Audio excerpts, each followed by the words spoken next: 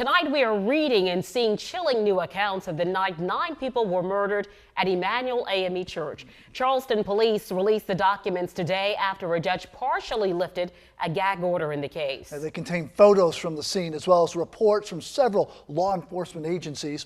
News 2's investigator Rebecca Collette has poured over hundreds of pages since we got them this morning. Rebecca, what are we learning from all this? Good evening. The most haunting report released is the real-time sequence of what happened once the wife of the late Clemente Pinckney called 911. You may remember she was hiding under a desk in the office of the church with her daughter. Even after hearing police officers, the late Pastor Clemente Pinckney's wife remains under a desk in the church office, hiding with their young daughter. Outside the room, confessed killer Dylan Roof unloaded his pistol into Bible study members, and a woman who would survive heard him reload it. According to the report released Thursday, Roof was in the church 50 minutes. When dispatchers asked how many shots were fired, the caller responds, "So many." At one point, the caller tells dispatch she can hear people around her moaning.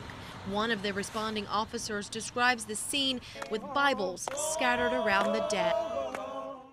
Very active scene still. As the news broke, calls began pouring into 911 with possible sightings.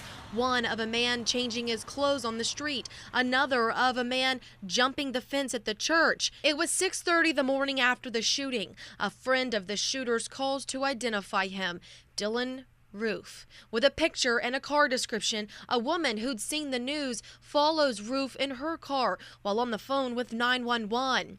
A short time later, Roof was arrested driving this car in Shelby, North Carolina. Many photographs were released Thursday and documents that were heavily redacted. The photos show the church exterior and some rooms inside, but not the crime scene itself. Rebecca Collette, News 2.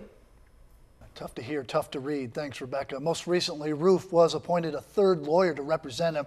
He's expected to be back in court next week. And of course, we remind you that you can go to our website, countdown2.com, and there you will find pictures and documents that were released today.